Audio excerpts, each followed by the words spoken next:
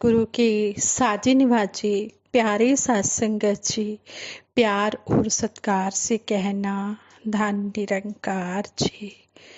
सात संगत जी, सबसे पहले दासी सतगुरु निरंकार दातार का शुक्राना करती है, जिनकी अपार कृपा से दासी को ये आशीर्वाद विचार रूप में लेने को मिल रहा है। सात संगत जी, आज के विचारों का टॉपिक है कि हमें समय के महत्व को समझना चाहिए और सतगुरु पर पूर्ण विश्वास रखना चाहिए। सतगुरु पर जिनको विश्वास होता है उनके बेड़े तूफानों से भी पार हो जाते हैं। उनको किसी तरह का कोई भय ही नहीं रहता।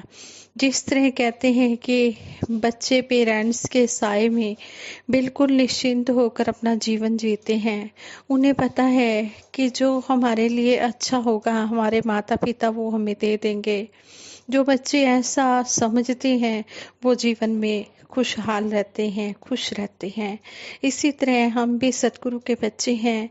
हमारा भी विश्वास सतगुरु पर अटूट बना रहना चाहिए कि सतगुरु जो भी कर रहा है, जो भी हमें खाने पीने पहनने रहने को दे रहा है, हमारे लिए वो सुखदाई है।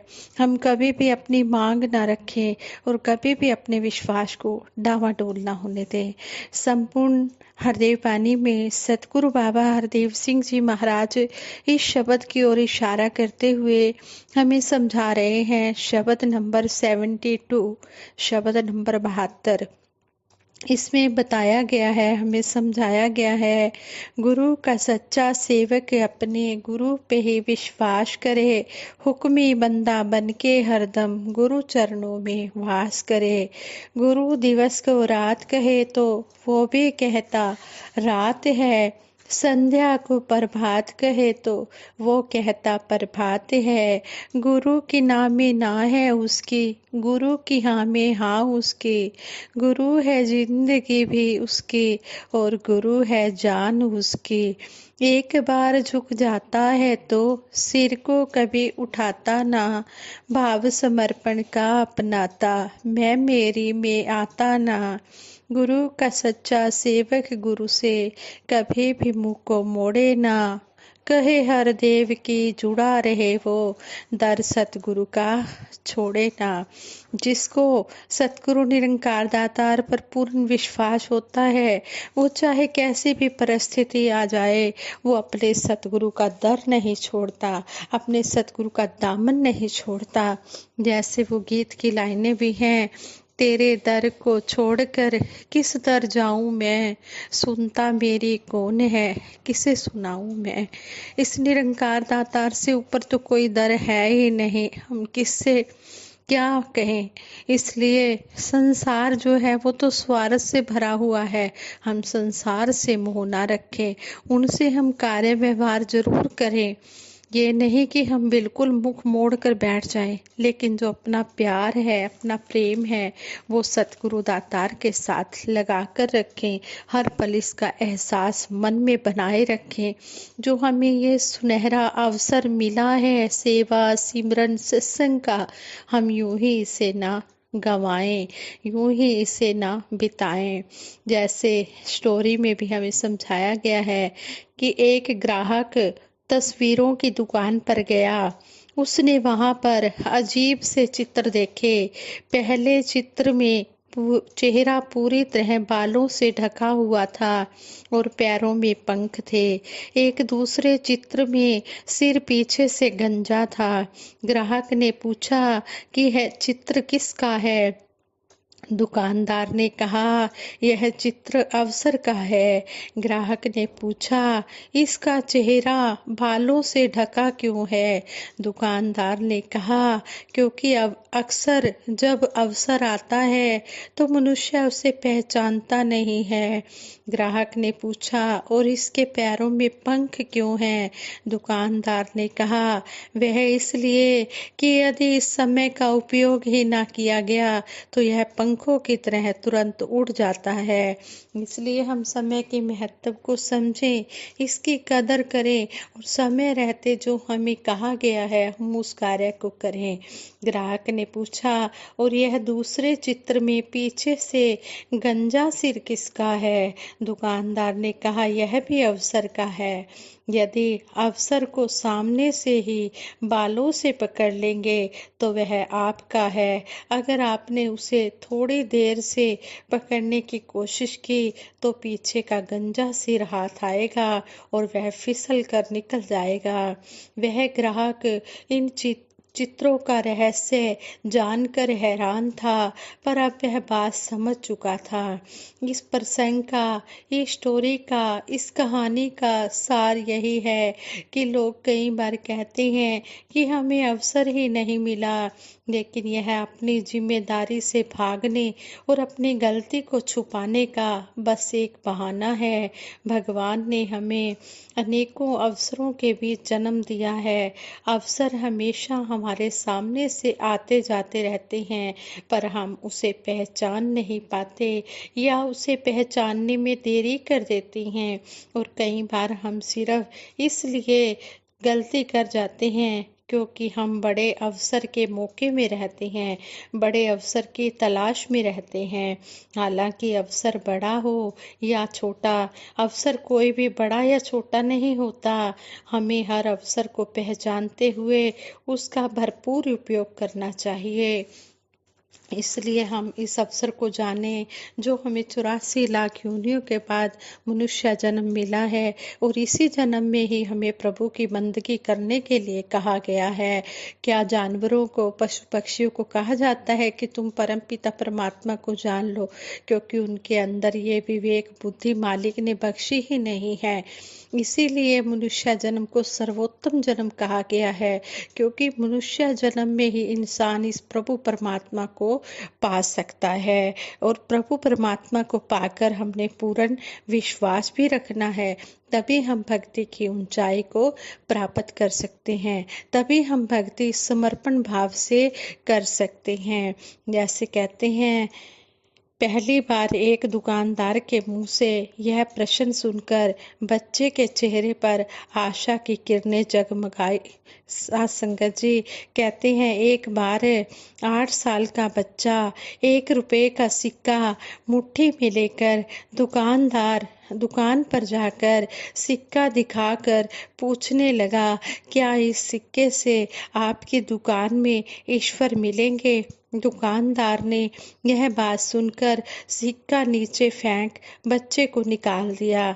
बच्चा पास की दुकान में जाकर 1 रुपए का सिक्का लेकर चुपचाप खड़ा रहा। काफी समय बाद दुकानदार ने पूछा, ए लड़के, तुम यह क्या चाहते हो? लड़के ने कहा, मुझे ईश्वर चाहिए। आपकी दुकान में ईश्वर है क्या? दूसरे दुकानदार ने भी लड़के की यह बात सुन उसे भगा दिया, लेकिन उस अबोध अनजान बालक ने अपनी हार नहीं मानी। एक दुकान से दूसरी दुकान, दूसरी से तीसरी दुकान, ऐसा करते करते कुल 40 दुकानों के चक्कर लगाने के बाद एक बुजुर्ग दुकानदार के पास पहुंचा।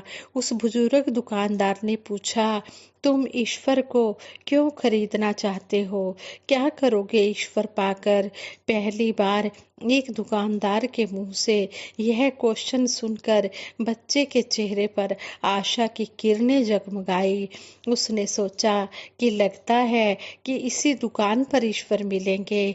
बच्चे ने बड़ी खुशी से उत्तर दिया, इस दुनिया में माँ के अलावा मेरा और कोई नहीं है। मेरी माँ दिन भर काम करके मेरे लिए खाना लाती है, लेकिन अब वह हॉस्पिटल में है। अगर मेरी माँ मर गई तो मुझे खाना कौन खिलाएगा? डॉक्टर ने कहा है कि अब सिर्फ ईश्वर ही तुम्हारी माँ को बचा सकते हैं। क्या आपकी दुकान में ईश्वर मिलेंगे? दुकानदार बोला, हाँ मिलेंगे। कितने पैसे हैं तुम्हारे पास? लड़के ने कहा, मेरे पास तो सिर्फ 1 ही रुपया है। ₹1 से भी ईश्वर मिल सकते हैं। दुकानदार ने कहा, कोई प्रॉब्लम नहीं है, ₹1 में भी ईश्वर मिल जाते हैं। दुकानदार ने बच्चे के हाथ से ₹1 लेकर पाया कि ₹1 में 1 गिलास पानी के अलावा उसकी दुकान में बेचने के लिए और कुछ भी नहीं है। इसलिए उसने बच्चे को फ़िल्टर से 1 गिलास पानी भरकर दिया और कहा, यह पानी पिलाने से ही तुम्हारी माँ ठीक हो जाएगी। अगले दिन कुछ मेडिकल स्पेशलिस्ट उस हॉस्पिटल में आए। बच्चे की माँ का ऑपरेशन हुआ और वह बहुत जल्दी ही स्वस्थ हो गई। डिस्चार्ज के पेपर्स पर हॉस्पिटल का बिल देखकर उस महिला के होश उड़ गए। डॉक्टर ने उन्हें आश्वासन देकर कहा, टेंशन की कोई बात नहीं है। एक वृद्ध सज्जन ने आपके सारे बिल पे कर दिए हैं, साथ में एक लेटर भी दी है। महिला लेटर खोलकर पढ़ने लगी। उसमें लिखा था, मुझे धन्यवाद देने की कोई ज़रूरत नहीं है, आपको तो स्वयं ईश्वर ने ही बचाया है, मैं तो सिर्फ एक माध्यम हूँ। यदि आप धन्यवाद देना ही चाहते हैं तो अपने अबोध बच्चे को दीजिए, जो सिर्फ ₹1 लेकर ना समझो की तरह ईश्वर को ढूंढने निकल पड़ा। उसके मन में यह दृढ़ विश्वास था कि एकमात्र ईश्वर ही आपको बचा सकते हैं। विश्वास इसी को कहते हैं। ईश्वर को ढूंढने के लिए करोड़ों रुपए दान देने की जरूरत नहीं होती। यदि मन में अटूट विश्वास हो तो भगवान ₹1 में भी मिल सकते हैं। इसलिए हम अपना विश्वास अटूट बनाए रखें और हर परिस्थिति से बाहर निकलने की पूरी कोशिश हम कर सकते हैं। अगर सतगुरु निरंकार दातार का हाथ हमारे सिर पर है, हम यही अरदास करते हैं, हे सच्चे पातशाह, अपनी मेहर भरी नज़र, अपना मेहर भरा हाथ हर एक जीव के ऊपर रखना। सबका भला करो दातार, हमारी मांग है ये दातार। हे सच्चे पातशाह, सभी का भला करना और सभी का विश्वास बना के रखना, सभी को अपने चरणों से जोड़ कर रखना। जितने भी जीव इस धरती पर आए हैं, सभी इस परम पिता परमात्मा को पाकर ही इस दुनिया से रुखसत हों। कोई भी इस नाम से वांझा न रहे। सतगुरु तो सारे संसार के लिए आया हुआ है और सतगुरु खुद चलकर जा रहा है प्यासों की प्यास बुझाने के लिए। फिर भी अगर जीव अपनी प्यास ना बुझाए, कुआं अपनी प्यास बुझाने के कुआं खुद जा रहा है कि तुम आ जाओ, पानी पी लो, प्यास बुझा लो। सतगुरु तो खुद जा रहे हैं हर एक को ज्ञान देने के लिए।